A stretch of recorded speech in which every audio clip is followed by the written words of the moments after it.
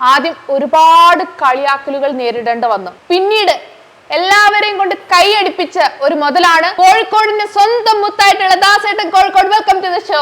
നമസ്കാരം നമസ്കാരം ചങ്കളെ. പൊളിച്ചെടുക്കുക. ഇപ്പൊ ദാസേട്ടന്റെ പേഴ്സണൽ ലൈഫിലോട്ട് വരുവാണെങ്കിൽ ഒരു സർക്കാർ ഉദ്യോഗസ്ഥനാണെന്ന് പറഞ്ഞു. എന്തായിട്ടാണ് വർക്ക് ചെയ്യുന്നത്? ഞാൻ ഇലക്ട്രിസിറ്റി ബോർഡിൽ സൂപ്പറായിട്ട് വർക്ക് ചെയ്യാം. വീട്ടിൽ ആരൊക്കെയുണ്ട്? മൂന്ന് വൈഫല്ല, ഒരു എൻ്റെ ഒരു വഴികാട്ടി എൻ്റെ വൈഫ്. എന്താ വെച്ചാൽ ദാസേട്ടൻ നിങ്ങൾ ഇന്നെന്ന വീഡിയോസ് ചെയ്താൽ നന്നായിട്ടുണ്ട്, ഇത് നിങ്ങൾ ചെയ്ത കുറച്ച് മോശമുണ്ട്. എപ്പോഴും എൻ്റെ വീഡിയോ ആദ്യം ഇറങ്ങിക്കഴിഞ്ഞാൽ ആദ്യം നല്ലതും ചീത്തയും പറയുന്നത് എൻ്റെ വൈഫാണ്. ഇങ്ങനെ വീഡിയോസ് ഒക്കെ ചെയ്ത് കഴിഞ്ഞാൽ പിന്നീട് നമ്മൾ പുറത്തോട്ട് ഇറങ്ങുമ്പോൾ ആളുകൾ തിരിച്ചറിയുമ്പോൾ ഉണ്ടായിരുന്ന എക്സ്പീരിയൻസ് എന്തായിരുന്നു? മിഠായി കൂടെ നടന്നു പോകുമ്പോൾ അതല്ല ചെങ്ങായി, ആ ചാടി കളിക്കുന്ന ചെങ്ങായി ഇതല്ലേ. പിന്നെ വൈഫ് പറയും ദാസേട്ടാ നിങ്ങളതാ നോക്കുന്ന നിങ്ങളൊന്ന് അപ്പൊ നോക്കിക്കോട്ടെ, നമുക്ക് കിട്ടുന്ന അംഗീകാരല്ലേ. തങ്കമണി എന്ന് പറയുന്ന സിനിമയില് അത്യാവശ്യം നല്ല റോളൊക്കെ ചെയ്തു. പക്ഷെ ആ സിനിമ തിയേറ്ററിൽ വിചാരിച്ചത്ര റെസ്പോൺസ് കിട്ടിയില്ല. അപ്പൊ ദാസേട്ടൻ എന്താണ് തോന്നിയത്? തങ്കമണി മൂവി അത്രയും നല്ല മൂവിയാണ്. ഞാൻ 100% നല്ലതൊന്നും പറയുന്നില്ല. തങ്കമണി മാത്രം, അതിന് മുമ്പുള്ള Bandra cinema, voice of Sathyanathan, degrading എന്ന ഫാക്ടർ അവിടെ നടക്കുന്നുണ്ട് അദ്ദേഹത്തിനെതിരെ. അതാണ് തങ്കമണി ഇരയായത്. ഇപ്പൊ ദാസേട്ട തുടങ്ങല്ലേ?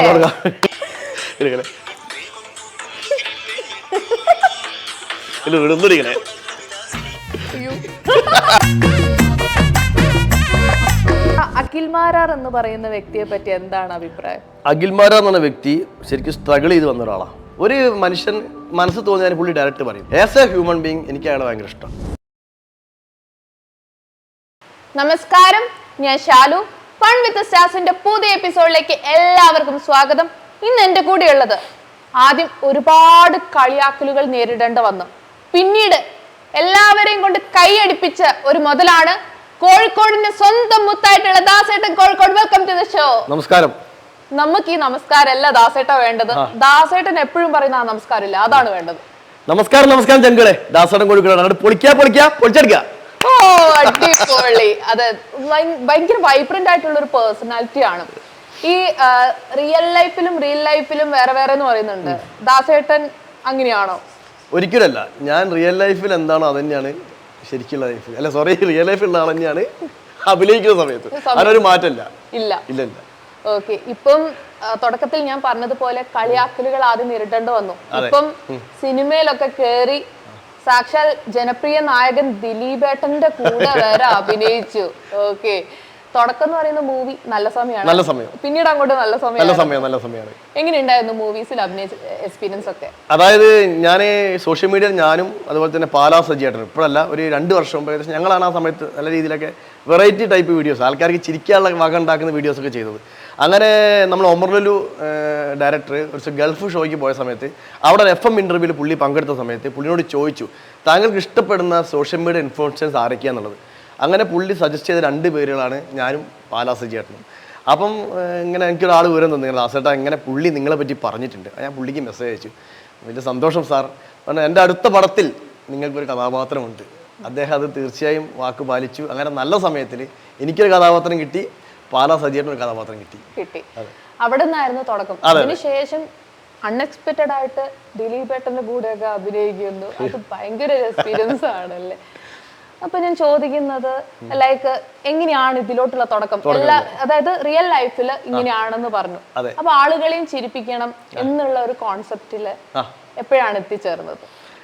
ഞാൻ ഇലക്ട്രിസിറ്റി ബോർഡ് ഉദ്യോഗസ്ഥനാണ്. KSEBയിൽ സൂപ്രണ്ടായിട്ട് വർക്ക് ചെയ്യാണ്. നമ്മൾ ജോലി കഴിഞ്ഞ് വന്ന ഇടവേളകളിൽ നമ്മുടെ ഫാമിലിൻ്റെ കൂടെ മാക്സിമം അടിച്ചു പൊളിക്കുക. ഫാമിലി അത് മാത്രമേ ഉള്ളൂ നമ്മുടെ മനസ്സിൽ. അധികം ഫ്രണ്ട്സുകൾ ഉണ്ടെങ്കിലും അധികം ഒരു അറ്റാച്ച്മെന്റ് എനിക്ക് ഫ്രണ്ട്സായിട്ടില്ല. വീട്ടിൽ വന്ന ഭാര്യയുടെ മക്കളെയും കൂടെ അടിച്ചു പൊളിക്കുക, പാട്ട് പാടുക, അങ്ങനെ ഈ ടിക്ടോക്ക് ആപ്പിൽ കൂടെയൊക്കെ തുടക്കത്തിൽ കൂടെ വന്ന ഒരാളാണ് ഞാൻ. ആ ഒരു എൻ്റെ റിയൽ ലൈഫിലുള്ള ആ ഒരു സന്തോഷം, അതുപോലെ തന്നെ ആ ഒരു തമാശക്കളി സോഷ്യൽ മീഡിയയിൽ കൂടെ മറ്റുള്ള ആൾക്കാർ ഷെയർ ചെയ്യുന്നു. അല്ലാതെ ഞാൻ കളിക്കുന്ന കളി കോമാളിക്കളിയാണെന്ന് ഞാൻ ഒരിക്കലും പറയാറില്ല. എൻ്റെ സന്തോഷം ആളുകൾ ഇഷ്ടപ്പെടുന്നതിനാണ് ഞാൻ ഷെയർ ചെയ്യുന്നത്. അത്ര ബുദ്ധിമുട്ടിപ്പിക്കാതെ. അതെ, അതൊരു പ്രധാന പോയിന്റാണ് പറഞ്ഞത്. എന്താ വെച്ചാൽ നമ്മൾ ഒരാളെ ബുദ്ധിമുട്ടിക്കുക. എൻ്റെ പ്രൊഫൈലിൽ തന്നെ എഴുതിയിട്ടുണ്ട്, പൊളിച്ചെടുക്കുക, ആരെയും ബുദ്ധിമുട്ടിക്കാതെ. അതെ, ദാസേട്ടൻ അങ്ങനെ ഒരുപാട് ട്രോളുകൾക്ക് ഇരയായിക്കൊണ്ടിരിക്കുമ്പോൾ പെട്ടെന്ന് നമ്മൾ നോക്കുമ്പോൾ ഫാസിലായിട്ട് അഭിനയിക്കുന്നു, ആ ഒരു ക്യാരക്ടേഴ്സ് എനാക്ട് ചെയ്യുന്നു. പിന്നീട് അങ്ങോട്ട് കുഞ്ചാക്കോ ബോബന്റെ ആ ഡാൻസ് ഉണ്ടല്ലോ, ദേവദൂതർ പാടി ആ പാട്ടിലെ ആ ഒരു സ്റ്റെപ്പ് ഒക്കെ അടിപൊളിയായിട്ട് ചെയ്യുന്നു. ശരിക്കും ഷോക്കായി പോയി. നമ്മൾ ഇത്രയും കാലം കണ്ട ദാസേട്ടനല്ല, ദാസേട്ടന്റെ ഉള്ളിൽ ഇങ്ങനെ ഒരു കലാകാരനുണ്ട്. എപ്പോഴാണ് തോന്നിയത് ഇങ്ങനെ അഭിനയിക്കാൻ ഒരു കഴിവുണ്ടെന്ന്? ഞാൻ സെന്റ് ജോസഫ് കോളേജ് ദേവഗിരിയിലാണ് പഠിച്ചത്, കോഴിക്കോട്. അപ്പോൾ അവിടെ ഫൈൻ ആർട്സ് സെക്രട്ടറി ആയിട്ട് കുറച്ച് കാലം. അന്ന് ജോലി കിട്ടിയ സമയത്ത് നമ്മൾ ഈ കലാവാസനയിലേക്ക് നമ്മൾ ഉള്ളിൽ വെച്ചു.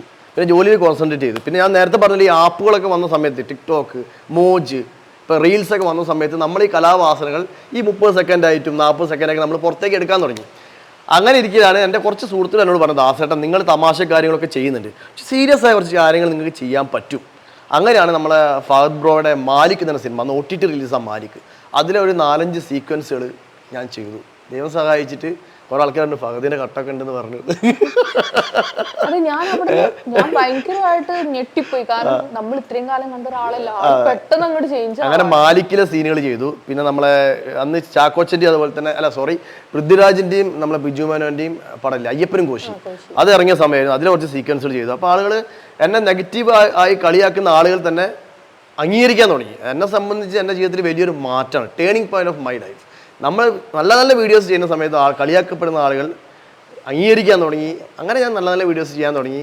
അതുകൊണ്ടായിരിക്കാം ഈ സിനിമ ഇൻഡസ്ട്രീസിൽ എനിക്ക് ചാൻസ് കിട്ടിയതാണ് ഞാൻ വിശ്വസിക്കുന്നത്. ഇപ്പൊ ദാസേട്ടന്റെ പേഴ്സണൽ ലൈഫിലോട്ട് വരുവാണെങ്കിൽ ഒരു സർക്കാർ ഉദ്യോഗസ്ഥനാണെന്ന് പറഞ്ഞു. എന്തായിട്ടാണ് വർക്ക് ചെയ്യുന്നത്? ഞാൻ ഇലക്ട്രിസിറ്റി ബോർഡിൽ സൂപ്രണ്ടായിട്ട് വർക്ക് ചെയ്യാണ്. അതായത് ഇലക്ട്രിസിറ്റി ബോർഡിൽ 2 വിഭാഗമുണ്ട്, ടെക്നിക്കൽ ആൻഡ് മിനിസ്റ്റീരിയൽ. ടെക്നിക്കൽ തന്നെ ഈ മഴക്കാലത്തൊക്കെ വലിയ ബുദ്ധിമുട്ടാണ്, ലൈൻമാൻ, ഓവർസിയർസ്. അപ്പോൾ അവരൊക്കെ ഭയങ്കര കഷ്ടപ്പാടുള്ള സമയം മഴക്കാലമൊക്കെ പറയുന്നത്. ഞങ്ങളിപ്പോൾ മിനിസ്റ്റീരിയൽ സ്റ്റാഫിന് രാവിലെ 10 മുതൽ 5 വരെ ജോലി ചെയ്താൽ മതി. അതുകൊണ്ടാണ് എനിക്ക് കലാപരമായ കാര്യങ്ങൾ ചെയ്യാൻ പറ്റുന്നത്. വീട്ടിൽ ആരൊക്കെയുണ്ട്? വീട്ടില് 3 വൈഫല്ല, ഒരു വൈഫും 3 പിള്ളേരും, 2 ആണും 1 പെണ്ണും. എന്താ ചെയ്യുന്ന പിള്ളേരെ? ഭാര്യ ടീച്ചറാണ്, ഭാര്യ സ്കൂൾ ടീച്ചറാണ്. അപ്പോൾ അതിൻ്റെ ബുദ്ധിമുട്ടുള്ള ഒരു വ്യക്തി എൻ്റെ വൈഫ്. അവൾ എന്നെ സപ്പോർട്ട് ചെയ്യുന്നത് മാത്രമല്ല, എൻ്റെ എല്ലാ കാര്യങ്ങളും നോക്കുന്നുണ്ട്. സ്കൂളിലെ കാര്യങ്ങൾ നോക്കണം, കുട്ടികളുടെ കാര്യങ്ങൾ നോക്കണം. അവളെ എൻ്റെ ഒരു വഴികാട്ടി എൻ്റെ വൈഫ്. എന്താ വെച്ചാൽ, ദാസേട്ടാ നിങ്ങൾ ഇന്നെന്ന വീഡിയോസ് ചെയ്താൽ നന്നായിട്ടുണ്ട്, ഇത് നിങ്ങൾ ചെയ്ത കുറച്ച് മോശമുണ്ട്. എപ്പോഴും എൻ്റെ വീഡിയോ ആദ്യം ഇറങ്ങിക്കഴിഞ്ഞാൽ ആദ്യം നല്ലതും ചീത്തയും പറയുന്നത് എൻ്റെ വൈഫാണ്. അപ്പം അവളുണ്ട്, പിന്നെ 3 പിള്ളേർ, 2 ആണും 1 പെണ്ണും. അങ്ങനെയൊക്കെയാണ് കാര്യങ്ങൾ. ഇങ്ങനെ വീഡിയോസ് ഒക്കെ ചെയ്ത് കഴിഞ്ഞാൽ പിന്നീട് നമ്മൾ പുറത്തോട്ട് ഇറങ്ങുമ്പോൾ ആളുകൾ തിരിച്ചറിയുമ്പോൾ ഉണ്ടായിരുന്ന എക്സ്പീരിയൻസ് എന്തായിരുന്നു? അത് തന്നെ ആദ്യം കളിയാക്കപ്പെടുന്ന വീഡിയോസ് ആണ് ചെയ്ത്, ഓർമ്മ ഉണ്ടോ? കളിയാക്കുന്നൊന്നല്ല, നമ്മൾ ജസ്റ്റ് നമ്മൾ സ്റ്റെപ്പുകൾ വെക്കുന്നു, അത്രയേ ഉള്ളൂ. അല്ലാതെ നമ്മൾ ഒരാളെ ബുദ്ധിമുട്ടിച്ച് കളിയാക്കുന്നല്ല, നമ്മൾ നമ്മളതായ കാര്യങ്ങൾ ചെയ്യുന്നു. അങ്ങനെ ചില സമയത്ത് കോഴിക്കോട് SM സ്ട്രീറ്റ് മിഠായി തെരുവ് കേട്ടിട്ടുണ്ടോ? മിഠായി തെരുവ് കൂടെ നടന്നു പോകുമ്പോൾ അതല്ല ചെങ്ങായി, ആ ചാടി കളിക്കുന്ന ചെങ്ങായി ഇതല്ലേ, ആ ചെങ്ങായി ഇതല്ലേ, അങ്ങനെ ആൾക്കാർ ചോദിക്കാൻ തുടങ്ങി. അപ്പം വൈഫ് പറയും, ദാസേട്ടാ നിങ്ങളതാ നോക്കുന്ന, നിങ്ങളൊന്ന് അപ്പം നോക്കിക്കോട്ടെ, നമുക്ക് കിട്ടുന്ന അംഗീകാരമല്ലേ. അങ്ങനെ ആദ്യമൊക്കെ വൈഫ് ഇങ്ങനെ പറയും, നിങ്ങളിങ്ങനെ ചെയ്യേണ്ട ദാസേട്ടാ, അങ്ങനെ ആൾക്കാർ ഇങ്ങനെ ഇടപെടുന്ന സമയത്ത് പിന്നെ നമ്മൾ കാര്യങ്ങൾ മാറ്റി നല്ല വീഡിയോസ് ഒക്കെ ചെയ്യാൻ. പക്ഷെ നല്ല വീഡിയോസ് 10 ചെയ്താലും ഇടയ്ക്ക് ഞാനൊരു ചാടി കളിക്കും. അത് നമ്മളൊരു ചാട്ടം, അത് ലൈഫിലുള്ള സാധനമാണ്. അപ്പം എന്നോട് പറയും നിങ്ങളെന്താ ചാടി കളിക്കും, അത് ഇല്ലാതെ നമുക്കൊരു സുഖമില്ല. ഇപ്പോൾ ഉദാഹരണം പറയാം, ഒരു ചാടി കളിക്കുന്ന വീഡിയോ അപ്പം ഏതെങ്കിലും സിനിമയിൽ, വിജയ് ബ്രോയുടെ സിനിമയിൽ ഏതാണ്, എന്തായാലും ഒരു ലിയോ സിനിമയിലൊക്കെ പാട്ട്, അതിലൊക്കെ വന്ന സമയത്ത് അതൊക്കെ നമ്മൾ കളിക്കണ്ടേ. എനിക്ക് അവരെപ്പോൾ നല്ല വൃത്തിയിൽ കളിക്കാനൊന്നും അറിയുന്ന ആളൊന്നുമല്ല, പക്ഷെ എൻ്റെതായ സ്റ്റൈലിൽ നമ്മൾ കളിക്കും. അതിപ്പോൾ ഏത് വലിയ സിനിമ എന്ന് പറഞ്ഞാലും ഞാൻ ആയിക്കഴിഞ്ഞാലും ഒരു സ്റ്റെപ്പൊക്കെ നമ്മൾ വെക്കും. റിയൽ ലൈഫിലെ ദാസേട്ടൻ ഇതാണ്. അതെ അതെ. സിനിമേന്റെ കാര്യം വരികയാണെങ്കിൽ തങ്കമണി എന്ന് പറയുന്ന സിനിമയിൽ അത്യാവശ്യം നല്ലൊരു റോളൊക്കെ ചെയ്തു. ആ ഒരു സിനിമ അത്യാവശ്യം നല്ലൊരു കഥയായിരുന്നു, നമ്മൾ ഇമോഷണലി പിടിച്ചിരുത്തുന്ന സിനിമയായിരുന്നു. പക്ഷെ ആ സിനിമ തിയേറ്ററിൽ വിചാരിച്ചത്ര റെസ്പോൺസ് കിട്ടിയില്ല. അപ്പൊ ദാസേട്ടൻ എന്താണ് തോന്നിയത്? ആദ്യം പറഞ്ഞു, നമ്മൾ വർഷങ്ങൾക്ക് ശേഷം തന്നെ സിനിമ, പിന്നെ സിനിമ, അതിലൊരു നിവിൻ പോളി പറയുന്ന ഡയലോഗ് ഉണ്ട്, എന്താ പറയുന്നത്, അടിച്ചു കയറി വന്നവനാണ് ഞാൻ. അപ്പം അതേപോലൊരു എന്നെപ്പറ്റി ഞാൻ പൊന്തിച്ച് പോഴ്ത്തി പറയല്ലോ, ഒരിക്കലും അങ്ങനെ വിചാരിക്കരുത്. നമ്മളെല്ലാ ഡയറക്ടർമാരും വാതിലും മുട്ടുന്ന ഒരാളാണ് ഞാൻ. എല്ലാവർക്കും മെസ്സേജ് അയക്കും, സോഷ്യൽ മീഡിയയിൽ കൂടെ മെസ്സേജ് അയക്കുന്ന ആളാണ്. എല്ലാ ഡയറക്ടേഴ്സും മെസ്സേജ് അയക്കും. അപ്പോൾ എന്നെ സംബന്ധിച്ചൊരു ഭാഗ്യം എന്തെന്ന് പറഞ്ഞാൽ, ഈ ഡയറക്ടർമാർ പ്രതികരിക്കുമ്പം ദാസേട്ടൻ കോഴിക്കോട് നിങ്ങളറിയാം, അറിയില്ല എന്ന് ഒരിക്കലും ആരും ഇതൊരു പറഞ്ഞാൽ നിങ്ങളറിയാം, നിങ്ങളെ പരിപാടി കാണാറുണ്ട്, അടുത്തൊരു ചാൻസ് വരുമ്പോൾ തീർച്ചയായും നിങ്ങൾക്ക് പറ്റിയൊരു ക്യാരക്ടർ വരുമ്പോൾ തീർച്ചയായും നിങ്ങൾക്ക് തരാം. അങ്ങനെ കുറേ ഡയറക്ടർമാർക്ക് മുട്ടിയ സമയത്ത് രതീഷ് രഘുനന്ദൻ ഡയറക്ടർക്ക് ഞാനൊരു മെസ്സേജ് അയച്ചത് ഇൻസ്റ്റാഗ്രാമിൽ കൂടെ, സാറേ നമസ്കാരം, ഞാൻ ദാസേട്ടൻ കോഴിക്കോടാണ്, സാറിൻ്റെ ഒരു പുതിയ സിനിമ തുടങ്ങുന്നുണ്ടെന്ന് അറിയാൻ കഴിഞ്ഞു. തുടങ്ങുന്നുണ്ടെന്ന് മാത്രമല്ല, ആരാ നായകനൊന്നും നമുക്കറിയില്ല. അങ്ങനെ പറയാം, ദാസേട്ടൻ നിങ്ങൾ വിളിക്കാം കോട്ടെ, സാറിൻ്റെ നമ്പർ വിരോധത്തിൽ തരാൻ പറ്റുമോ? ഇതാണ് എൻ്റെ നമ്പർ, സേവ് ചെയ്ത് വെച്ചു. അങ്ങനെ 3 മാസം കഴിഞ്ഞിട്ടാണ് പിന്നെ D148, ആ സിനിമയുടെ ആദ്യത്തെ പേരിട്ട് D148, ദിലീപേട്ടൻ്റെ 148ാമത്തെ പടം. അതൊന്നും എനിക്കറിയില്ല. ഡി എന്താണെന്ന് അറിയില്ല, 147 ഒന്നും എനിക്കറിയില്ല. ഞാൻ അങ്ങനെ കേട്ടു ഡി 147 തുടങ്ങുന്നുണ്ട്, അത്ര എനിക്കറിയുള്ളൂ. അങ്ങനെ എനിക്ക് പെട്ടെന്ന് ഞാൻ ഓഫീസിലേക്ക് രാവിലെ ഇറങ്ങാൻ പോകുന്ന സമയത്ത് പെട്ടെന്നൊരു കോൾ. ഞാൻ വണ്ടി സൈഡാക്കി. അപ്പോൾ ഇങ്ങനെ അസോസിയേറ്റ് ഡയറക്ടറെ വിളിക്കുന്നത്, ഡി 148, താങ്കൾക്കൊരു റോൾ ഇതിലുണ്ട്. അപ്പം ഞാൻ ഡി 148 അപ്പം ഞാൻ പറഞ്ഞ നായകനാരാ? ദിലീപേട്ടനാ. ആ അപ്പോൾ ആളെ കുറച്ച് കയറുത്താ, ആ ദിലീപേട്ടൻ്റെ സിനിമയാണ്. അപ്പം പിന്നെ അടുത്തെനിക്ക് ചോദിക്കാൻ ദിലീപേട്ടൻ്റെ കൂടെയുള്ള കോമ്പിനേഷൻ സീനുണ്ടോ? അതൊന്നും തീരുമാനമായിട്ടൊന്നുമില്ല, അതൊക്കെ പറയാം. ഞാൻ വൈകുന്നേരം വിളിച്ചോട്ടെ. വൈകുന്നേരം എന്നെ വിളിച്ചോളൂ. വൈകുന്നേരം ഞാൻ വീട്ടിൽ ചെന്നു. ആദ്യം ഞാൻ വൈഫിനോടാണ് പറഞ്ഞത്. എനിക്കൊരു സ്വഭാവമുണ്ട്, എന്താ അറിയോ, എന്തെങ്കിലും കേട്ട് കഴിഞ്ഞാൽ 10 ആൾക്കാരോട് പറയണം. ഇന്നസെന്റ് ഇല്ല സിനിമേൻ്റെ അകത്ത്, മീരാദാസിനും മോഹൻലാൽ അഭിനയിച്ച സിനിമയിൽ കുന്നിന്റെ മലേന്റെ മുകളിൽ പറയും ഇങ്ങനെ ഇവള് മീരാദാസിന് ആണല്ല പെണ്ണാണെന്ന് അറിയില്ലേ. അതാണ് എനിക്ക് എന്നെ ദിലീപേട്ടൻ്റെ സിനിമയിൽ എടുത്തേന്ന് വിളിച്ചു പറയാൻ ഭയങ്കര ആഗ്രഹം. വൈഫ് പറഞ്ഞു, ഞാൻ നേരത്തെ പറഞ്ഞില്ല, വൈഫ് എൻ്റെ ഒരു വഴികാട്ടിയാണ് കൂടി പറഞ്ഞത്. ദാസേട്ടാ നിങ്ങൾ തൽക്കാലം മിണ്ടാതിരിക്കുക, ആരോടും പറയണ്ട. പിന്നെ നല്ല സമയത്തിൽ കിട്ടിയ സമയത്ത് ഞാൻ 15 ആളോട് പറഞ്ഞു നടന്നതാ, എനിക്ക് നല്ല സമയത്ത് കിട്ടിയത്. അങ്ങനെ ആരോടും പറഞ്ഞില്ല. രാത്രി വിളിച്ച സമയത്ത് പറഞ്ഞു ഇങ്ങനെ രതീഷ് രഘുനന്ദൻ്റെ പടമാണ്, അങ്ങനെ സാറിനെ വിളിച്ചു. സാർ പറഞ്ഞു അന്ന് പറഞ്ഞില്ലേ ദാസേട്ടൻ വിളിച്ചിട്ടുണ്ട്, ഓക്കെ ബാക്കി കാര്യങ്ങളൊക്കെ ഇവർ സംസാരിക്കും. ഞാൻ ഓക്കെ സാർ, ഞാൻ അതിൻ്റെ പ്രീ പ്രൊഡക്ഷൻ സ്റ്റേജിലപ്പോൾ ഉള്ളത് കാര്യങ്ങളൊക്കെ അറിയിക്കും. അങ്ങനെ ഒരു 10 ദിവസം കഴിഞ്ഞ് എന്നെ വിളിച്ചു. ഒരു 10 ദിവസം ഡേറ്റ് ഉണ്ട്, കട്ടപ്പനയാണ് ഷൂട്ട്. അങ്ങനെ അത് എൻ്റെ ജീവിതത്തിൽ ഒരിക്കലും മറക്കാൻ പറ്റില്ല. ആ പടത്തിൽ വന്നു, മേക്കപ്പ് ചെയ്തു, ഒരു 6-7 മണിക്കൂർ മേക്കപ്പ് ചെയ്ത് നമ്മൾ ഇരുന്നു. അത് അടി കിട്ടുന്ന സീനാണ്, ക്യാമ്പിൽ നിന്ന് തല്ലിട്ടുന്ന സീനാണ്, ചോരയൊക്കെ ഇവിടെയൊക്കെ ആക്കി. അങ്ങനെ ഇരുന്ന് ക്യാമ്പിൽ ഞങ്ങളൊരു 10-12 ആളെ നിലത്ത് കിടത്തിയിട്ട് പോലീസ്, അതായത് അപ്പോഴാണ് ഞാൻ ഇയാളെ കാണുന്നത്, നമ്മളെ മാളികപ്പുറത്തിന് നമ്മളെ വില്ലൻ സമ്പത്ത് സാർ ഇങ്ങനെ വരിക. അങ്ങനെ ആചാരബാബു ആണ്, ഒരു തേങ്ങ കരിക്കിൻ്റെ അകത്ത് തോർത്ത് കെട്ടിയിട്ട് അടിക്കുന്ന സീനാണ്. കരിക്കുന്ന നമ്മൾ ഇതാണ് വെക്കുക, ഡെമ്മിയാണ്. അപ്പോൾ എൻ്റെ ഫാദറെ തല്ലുന്ന സമയത്ത് ഞാൻ നേരെ വന്ന് ആ തല്ല് ഞാൻ വാങ്ങുക. അതൊക്കെ അഭിനയിച്ച് കഴിഞ്ഞ ശേഷം ആണ് ഒരു 2 സുന്ദരമായ കാലുകൾ മുണ്ട കൊടുത്ത് ഇങ്ങനെ നടന്നു വരുന്നത്. നോക്കുമ്പോൾ നേരെ ദിലീപേട്ടൻ നേരെ മുമ്പിൽ. ഇവിടെ എല്ലാവരും നമസ്കാരം. എന്താ വെച്ചാൽ അദ്ദേഹത്തിൻ്റെ ആ ഒരു സിംപ്ലിസിറ്റിയാണ് അവിടെ ഞാൻ കാണുന്നത്. എന്താ വെച്ചാൽ പുള്ളി സെറ്റിൽ വന്നു കഴിഞ്ഞാൽ, പറഞ്ഞു കേട്ടിട്ടുണ്ട്, സെറ്റിൽ വന്നു കഴിഞ്ഞാൽ അഭിനയിച്ചുകൊണ്ടിരിക്കുന്ന സമയമാണെങ്കിൽ വന്നു കഴിഞ്ഞാൽ എല്ലാവരും പുള്ളി വിഷ് ചെയ്യും. അത് ഞാൻ കുറേ ആളോട് വർക്ക് ചെയ്ത പരിചയം എനിക്കില്ല, ഞാൻ അവിടെ നേരിട്ട് കണ്ടതാണ്. പുള്ളി എല്ലാവർക്കും സുഖമല്ലേ, ഭക്ഷണമൊക്കെ കഴിച്ചില്ലേ, രാത്രി പുള്ളി 10 മണിക്കായിട്ട് വരുന്നത് കേട്ടോ. അപ്പോൾ രതീഷ് സാർ ദിലീപേട്ടൻ നേരെ കാരവാനിൽ പോയി ഡ്രസ്സ് മാറ്റാൻ പോയി. അതാണ് പുള്ളിനെ കണ്ട ആദ്യത്തെ ഒരു അനുഭവം എനിക്ക്. എന്ന് വെച്ചാൽ ആ ഒരു നമുക്ക് ഒരിക്കലും മറക്കാൻ കഴിയില്ല. അങ്ങനെ എൻ്റെ ഷൂട്ട് കഴിഞ്ഞാൽ പുറത്തേക്ക് ഇറങ്ങിയ സമയത്ത് എനിക്ക് ഇദ്ദേഹത്തിനൊന്ന് സംസാരിക്കണം എന്നൊരു ആഗ്രഹമുണ്ട്. അങ്ങനെ ഇരിക്കുമ്പോൾ ഒരു മെലിഞ്ഞൊരു കക്ഷി എൻ്റെ അടുത്തേക്ക് പാഞ്ഞു എന്ന് പറഞ്ഞു, ദാസനും കോഴിക്കോടല്ലേ? ഞാൻ പറഞ്ഞു അതെ. നമ്മളൊക്കെ മെസ്സേജ് അയക്കുന്നു, നിങ്ങളൊന്നും മൈൻഡ് ചെയ്യുന്നില്ലല്ലോ. സത്യം പറയാൻ എനിക്ക് ആളെ മനസ്സിലായി ബ്രോ, എനിക്ക് ആളെ മനസ്സിലായില്ല. നിങ്ങളതൊക്കെ പറയും. എടുക്കുന്നതാണ് പുള്ളി ഫോൺ എടുത്ത്, പുള്ളീൻ്റെ ഐ ഡി വെങ്കിട്ട് എന്നാണ് പുള്ളീൻ്റെ പേര്, വെങ്കിട്ട്. ഞാൻ ദിലീപേട്ടൻ്റെ കോസ്റ്റ്യൂം ഡിസൈനറാണ്, വെങ്കിട്ട് എന്നാണ് അവൻ്റെ പേര്. അപ്പോൾ അവൻ ഐഡിയ, അവനെന്നോ എനിക്ക് ഹായ് ദാസേട്ടൻ അയച്ചിട്ടുണ്ട്. അവനെ പൊന്നു ബ്രോ, എനിക്ക് ആളെ അറിയാത്തതുകൊണ്ടാണ്. അങ്ങനെ കാരവൻ ദിലീപേട്ടൻ ഇറങ്ങി ഞാൻ നേരെ കാണുന്നു. ദിലീപേട്ടൻ പറഞ്ഞ കാര്യം എന്ന് വെച്ചാൽ, എൻ്റെ മകള് മീനാക്ഷിക്കുട്ടി നിങ്ങളെ വീഡിയോ എനിക്ക് കാണിച്ചു തരാറുണ്ട്. എന്നെ സംബന്ധിച്ച് എൻ്റെ ജീവിതത്തിൽ ഒരിക്കലും മറക്കാൻ കഴിയില്ല. അപ്പോൾ എൻ്റെ ഒരു സുഹൃത്തുണ്ട്, ആ സുഹൃത്ത് എനിക്ക് പറഞ്ഞൊരു ഐഡിയ ഉണ്ട്. ഞാൻ ഇതിന് മുമ്പ് പല ഇൻ്റർവ്യൂവിലും പറഞ്ഞ കാര്യമാണ്, ഒന്ന് റിപ്പീറ്റ് ചെയ്ത് പറയുകയാണ്. അതായത് നമ്മളൊരു വീഡിയോ ചെയ്ത് കഴിഞ്ഞാൽ, ഈവൻ ലാലേട്ടനാണോ മമ്മൂക്കിയാണെങ്കിൽ ദിലീപേട്ടനാണോ ചെയ്ത് കഴിഞ്ഞാൽ, ആ ചെയ്ത സാധനം ഈ വ്യക്തികൾ കാണാൻ നമ്മൾ എപ്പോഴും ആഗ്രഹിക്കും. അപ്പം നമ്മൾ ആ വീഡിയോ ചെയ്ത് കഴിയുമ്പോൾ, ഞാൻ ആദ്യം ദിലീപേട്ടൻ്റെ ഒരു വാളയാർ പരമശിവം ആ വീഡിയോ ചെയ്തത്, ഇന്ദ്രജിത്തിനോട് പറയുന്ന ഡയലോഗ് ഉണ്ട് ദിലീപേട്ടൻ, അനിയനോട് ഏട്ടൻ പറയുന്നത്, അതാണ് ചെയ്തത്. അത് ചെയ്ത സമയത്ത് എന്നോട് എൻ്റെ സുഹൃത്ത് പറഞ്ഞു, ഇങ്ങനെ ദാസേട്ടാ ഇത് ദിലീപേട്ടൻ കാണണമെങ്കിൽ വഴിയുണ്ട്. മീനാക്ഷിക്കുട്ടിയുടെ അക്കൗണ്ട് എടുത്തു, ദിലീപേട്ടൻ്റെ മോളെ. ദിലീപേട്ടൻ്റെ മോള് ഫോളോ ചെയ്യുന്നത് ഒരു 50-52 ആളെ മാത്രമേ ഉള്ളൂ. 52 ആളെ ലിസ്റ്റ് ഞാൻ എടുത്തു. 52 ആളിൽ 5 ആൾക്കാരെ എന്നെ ഫോളോ ചെയ്യുന്നുണ്ട്. 5 ആൾക്കാർക്ക് മെസ്സേജ് അയച്ചു, ദാസേട്ടാ പറയും എന്തൊക്കെയാണ് വിശേഷം, മീനാക്ഷിക്കുട്ടീനെ വീഡിയോ കാണിക്കാൻ പറ്റുമോ? അതിനെന്താ കാണിക്കാലോ. അവർ മീനാക്ഷിക്കുട്ടീനെ കാണിച്ചു, മീനാക്ഷിക്കുട്ടി അച്ഛനെ കാണിച്ചു. അത് അച്ഛൻ്റെ മനസ്സ് പതിച്ചു. അതാണ് അത് കണ്ടത്, മീനാക്ഷിക്കുട്ടി എൻ്റെ വീഡിയോ കാണിച്ചു തരാറുണ്ട്. ഇതൊന്നും ഞാൻ ഒരിക്കലും മറക്കാൻ പറ്റാത്ത എനിക്ക് അനുഭവമാണ്. അതാണ് തങ്കമണിന്റെ തുടക്കത്തിലുള്ള എൻ്റെ ഒരു അനുഭവം. അതോടെ ലൈക്ക് കോംബോ സീൻസ് ഒക്കെ ഒരുമിച്ച് അഭിനയിക്കാൻ വേണ്ടി പറ്റിയിട്ടുണ്ട്. അതായത് ക്യാമ്പിലേക്ക് തല്ലി കൊണ്ടുവന്ന സീനുകളിൽ ദിലീപേട്ടൻ പറഞ്ഞ് എൻ്റെ പിറകിൽ ദാസേട്ടനെ പിടിച്ചു നിർത്ത്. പക്ഷെ നിർഭാഗ്യവശാൽ ആ പടം 4 മണിക്കൂർ ഷൂട്ട് ചെയ്ത പടമാണ്. 4 മണിക്കൂറിന് വേണ്ട സീക്വൻസ് ഷൂട്ട് ചെയ്ത സിനിമയാണ് തങ്കമണി. എഡിറ്റ് കട്ട് കുറേ പോകും. സിനിമ 3 മണിക്കൂറാണ് മാക്സിമം ഉണ്ടാവാറ് അല്ലേ. അതിൽ കുറേ ഭാഗങ്ങൾ പോയി. എന്നാലും എന്നെ പോലീസുകാർ എന്നെ പിടിച്ചുകൊണ്ടുവന്ന സീന്, ഞാൻ പോലീസുകാരെ തല്ലുന്ന സീന്, അങ്ങനെ കുറേ സീനുകൾ അതിനകത്തുണ്ട്. പക്ഷെ നിർഭാഗ്യവശാൽ അതൊന്നും പുറത്തേക്ക് വന്നിട്ടില്ല. എന്നിട്ട് അത്രയും ആൾക്കാർ ഇൻവോൾവ് ചെയ്യണം സിനിമയിൽ. എത്ര നടന്മാരും, മനോജ് കെ ജയൻ, സിദ്ദിഖ് ഉൾപ്പെടെയുള്ള വമ്പൻ താരനിര അഭിനയിച്ച സിനിമയാണ്. ആ സിനിമേന്റെ ഒരു ഭാഗമാവാൻ പറ്റിയത്. ട്രെയിലറുണ്ട്. സിനിമ കാണാൻ വേണ്ടി തിയേറ്ററിൽ പോയപ്പോ അത് വേറെ സിനിമ കാണാൻ ആൾക്കാർ പോകുമ്പോൾ ഇതിന്റെ ട്രെയിലർ കാണിക്കുമല്ലോ അതിന്. അപ്പൊ എന്നോട് പറഞ്ഞു നിങ്ങൾ ഇതിലുണ്ട് കേട്ടോ. അപ്പം അതൊരു ഭാഗ്യമാണ്. എന്നെ സംബന്ധിച്ച് തുടക്കക്കാരൻ ഇതിനും വലിയ ഭാഗ്യം വരെ കിട്ടാനില്ല. ഈ സിനിമ പ്രതീക്ഷിച്ച വിജയം നേടിയില്ല. അപ്പം ചില ആളുകൾ ദാസേട്ടനെ കുറ്റം പറഞ്ഞു വന്നിട്ടുണ്ടായിരുന്നു, ദാസേട്ടൻ കാരണം.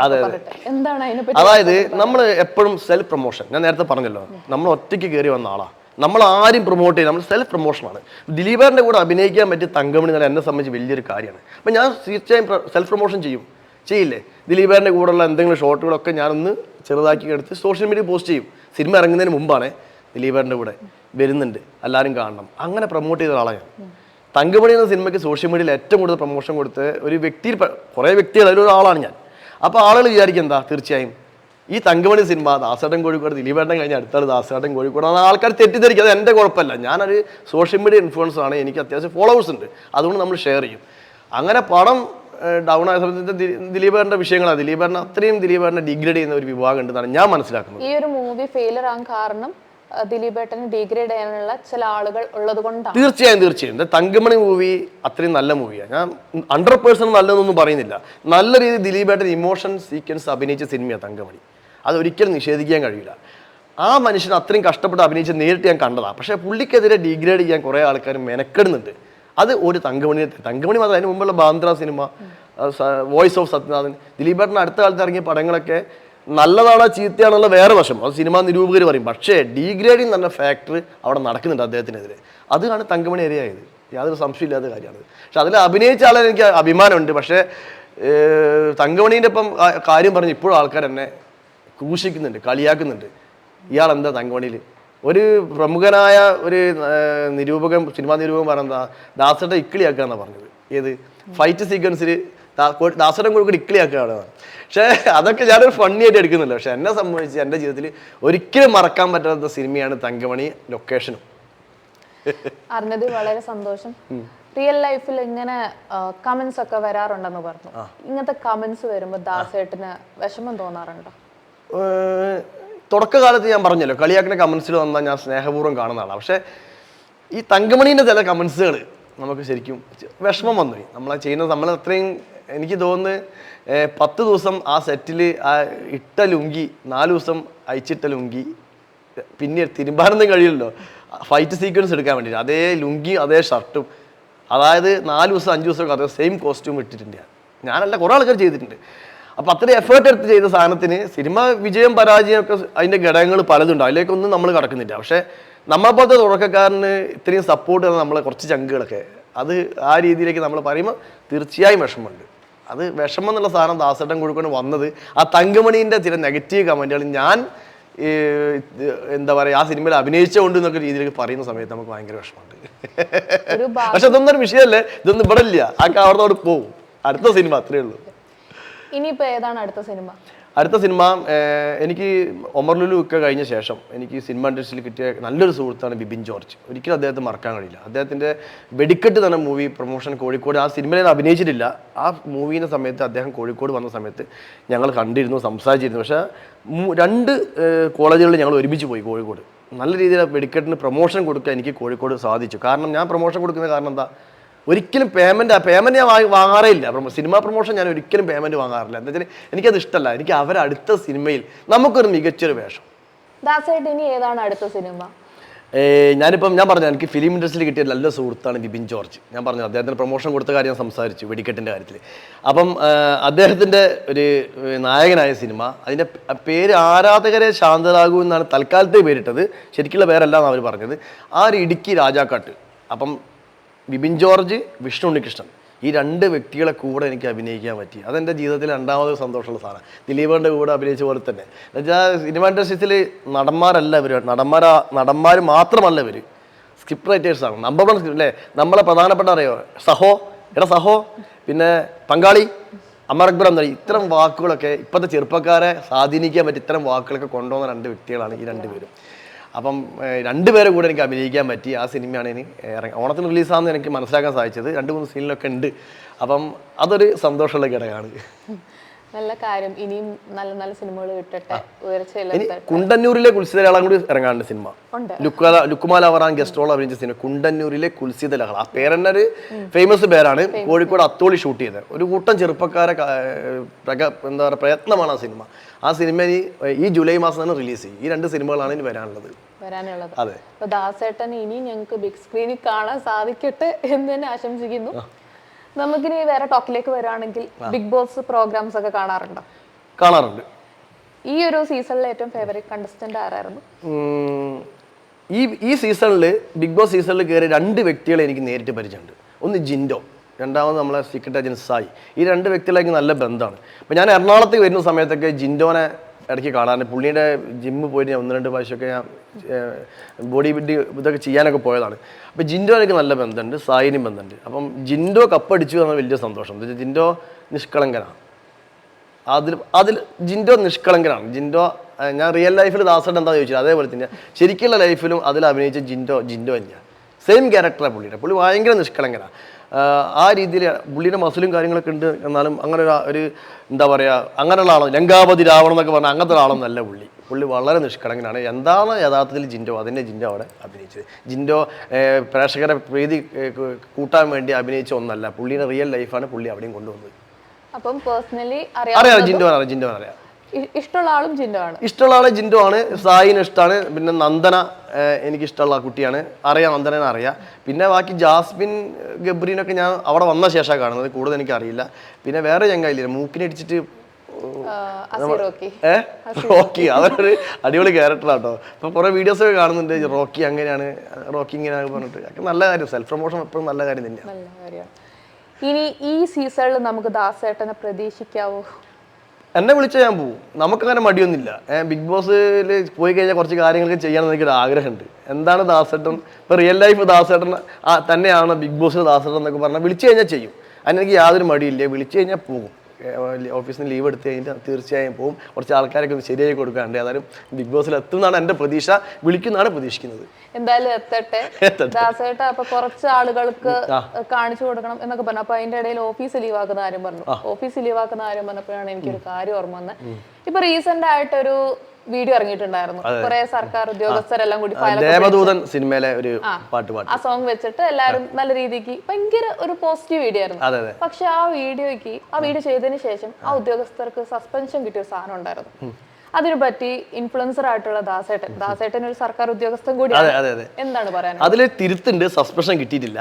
അവർക്ക് മെമ്മോ കൊടുക്കും. ഇപ്പോൾ ഗവൺമെന്റ് ജീവനക്കാർക്ക്, ഗവൺമെന്റ് ഒഫീഷ്യൽസിന് സസ്പെൻഷൻ എന്നുള്ള മാനദണ്ഡത്തിന് മുമ്പേ ആദ്യം ഒരു മെമ്മോ കൊടുക്കും. താങ്കൾ ചെയ്തത് കുറ്റകരമാണ്. അത് മാത്രമേ അവർക്ക് കൊടുത്തിട്ടുള്ളൂ. അപ്പം നമ്മൾ മീഡിയ വൺ ചാനലിലൊരു ഇൻ്റർവ്യൂ ഞാൻ പോയിരുന്നു. എന്ന് വെച്ചാൽ അവർ കേരളത്തിൽ ഇങ്ങനെ വിഷയം വന്ന സമയത്ത് അവർ മൊത്തം നോക്കി സർക്കാർ ജീവനക്കാരായ ഇൻഫ്ലുവൻസേഴ്സ് ആരാളുള്ളത്, ദാസേട്ടൻ കൊടുക്കണം, അയാളെ പിടിക്കുക. ഞാൻ പോയ സമയത്ത് ഞാൻ വളരെ വ്യക്തമായി പറഞ്ഞു, ഈ സർക്കാർ ജീവനക്കാർ ശനിയാഴ്ച വരെ കൃത്യമായ രീതിയിൽ ജോലി ചെയ്ത് കഴിയാത്തത് കൊണ്ട്, ഞായറാഴ്ച മാത്രമേ അവർക്ക് ലീവുള്ളൂ. ജോലി ചെയ്ത് കഴിയാത്തത് കൊണ്ട് ഞായറാഴ്ച എക്സ്ട്രാ ജോലിക്ക് വേണ്ടി വന്നതാണ്. അതിലുള്ള ആരും എനിക്ക് പരിചയമുള്ള ആൾക്കാരൊന്നല്ലേ. അതിലൊരു പെൺകുട്ടിയാണെന്ന് തോന്നുന്നു. അവളെൻ്റെ ഫ്രണ്ടാണോ എനിക്ക് തോന്നുന്നു. അതുകൊണ്ടാണ് വീഡിയോ എൻ്റെ വോളിലേക്ക് വന്നത്. അപ്പോൾ ജോലി കഴിയാത്തത് കൊണ്ട് എക്സ്ട്രാ ഡ്യൂട്ടി എടുക്കാൻ ഞായറാഴ്ച വന്നത് അവർ. അതിൻ്റെ ഇടയിൽ അവരൊരു മെൻ്റലി ഒരു കോൺഫിഡൻസിന് വേണ്ടി, സ്ട്രെസ്സ് കുറയ്ക്കാൻ വേണ്ടി ഒരു വീഡിയോ, 1-2 വീഡിയോ ഇതിന് ഒരു തെറ്റുമില്ല അല്ലേ. ഞാൻ ആ വീഡിയോ കണ്ടു. വീഡിയോക്ക് ലൈക്കും കമൻറ്റും കൊടുത്ത ഒരാളാണ് ഞാൻ. കൊടുത്തു കഴിഞ്ഞ ശേഷം ഈ വിവാദമായ സാഹചര്യത്തിൽ ഞാൻ എല്ലാം നോക്കി. യൂട്യൂബ് നോക്കി, ഫേസ്ബുക്ക് നോക്കി, അതുപോലെ തന്നെ ഇൻസ്റ്റഗ്രാമും നോക്കി. ഈ 3-ൻ്റെ അകത്തും 90% ആൾക്കാരും അവർക്ക് അനുകൂലമാണ്. അപ്പം ഞാൻ മനസ്സിൽ വിചാരിച്ചു, എന്തുകൊണ്ട് ഇവർക്ക് ഇങ്ങനെ ഒരു മെമ്മോ, ഇവരെ ഹയർ ഓഫീസറാണ് മെമ്മോ കൊടുത്തത്, എന്തുകൊണ്ട് ഇവർക്ക് ഇതിനെന്താ തീരുമാനമാവും ഞാൻ പ്രതീക്ഷിച്ചു. ഞാൻ ആ ഇൻ്റർവ്യൂ അങ്ങനെ തന്നെയാണ് മീഡിയ വണ്ണിൽ സംസാരിച്ചത്. ഭാഗ്യവശാൽ നമ്മളെ ബഹുമാനപ്പെട്ട മിനിസ്റ്റർ, തദ്ദേശ സ്വയംഭരണ വകുപ്പ് മന്ത്രി MB രാജേഷ് സാറ് ഇടപെട്ടു. ഇവർക്കെതിരെ മെമ്മോ വേണ്ടാന്ന് പറഞ്ഞു. സാർ അവർ അംഗീകരിച്ചു. ജീവനക്കാരുടെ സ്ട്രെസ് കുറയ്ക്കുക അവർ ചെയ്ത ഈ ഒരു റീൽസ് നല്ല തന്നെയാണ് എന്ന രീതിയിൽ അവർ അംഗീകരിച്ചു. എന്ന് വെച്ച് ഡ്യൂട്ടി സമയത്ത്, ഡ്യൂട്ടിയുള്ള സമയമല്ല, എക്സ്ട്രാ ഡ്യൂട്ടിക്ക് വന്നതാണ്. ഡ്യൂട്ടി സമയത്ത് നമ്മൾ അങ്ങനത്തെ കാര്യം ചെയ്യാൻ പാടില്ല എന്നാണ് എൻ്റെ അഭിപ്രായം. ഞാൻ ചെയ്തിട്ടില്ല. ഞാൻ 5 മണി കഴിഞ്ഞാൽ ചെയ്യും, 10 മണിക്ക് മുമ്പും ചെയ്യും. 10 മുതൽ 5 വരെ ചെയ്യില്ല. 10 മുതൽ 5 വരെ duty time. Shanmughadas as A superintendent KSEB. അത് കഴിഞ്ഞ ദാസേട്ടൻ കോഴിക്കോട്. പിന്നെ ഒന്നും നോക്കൂല. പിന്നെ 5 മണി കഴിഞ്ഞാൽ അങ്ങോട്ട് ഇറങ്ങും, നമ്മൾ റീൽസ് എടുക്കുക, നമ്മുടെ ലൈഫ് നമ്മൾ എൻജോയ് ചെയ്യുക. പക്ഷെ നമ്മുടെ ജോലിക്ക് തടസ്സം ഉണ്ടാക്കാൻ പാടില്ല. അതുപോലെ തന്നെയാണ് ബിഗ് ബോസിൽ എന്നെ നാളെ വിളിച്ചാലും എൻ്റെ ജോലിക്ക് തടസ്സമില്ലാത്ത രീതിയിൽ ബിഗ് ബോസ് സീസൺ 7 റെഡി ആയിരിക്കുകയാണ്. വിളിച്ചാൽ ഞാൻ പോകും. ദാസേട്ടന്റെ ഈ ഒരു വൈബ്രന്റ് ഇത് കണ്ടിട്ടാണ് എനിക്ക് ദാസേട്ടന്റെ പാട്ട് പാടിയ കൊള്ളാത്ത. ഞങ്ങൾക്ക് എല്ലാവർക്കും വേണ്ടി ഒരു അടിപൊളി പാട്ട് പാടാവോ? ഈ മഴക്കാലൊക്കെയാണ് ഒരു പാട്ട് പാടാ. നീ അറിഞ്ഞോ മേലെ മാനത്ത് 1000 ഷാപ്പുകൾ തുറക്കുന്നുണ്ട്, സ്വർഗത്തിലെ മുത്തച്ഛനോ. എന്തായാലും കള്ളു കുടിക്കാൻ ഇഷ്ടമല്ലാന്നോ? ഇഷ്ടമാണ്. അങ്ങനെ എന്താണ്? ഏതായാലും 2 പേര് പാടിയല്ലോ. ഈ 2 പേര് എനിക്ക് അറിയില്ല. 2 പേര് പാടിയില്ലേ? പാടി. കൊള്ളാം. എന്തായാലും അടിപൊളി. എന്തായാലും മഴക്കാലത്ത്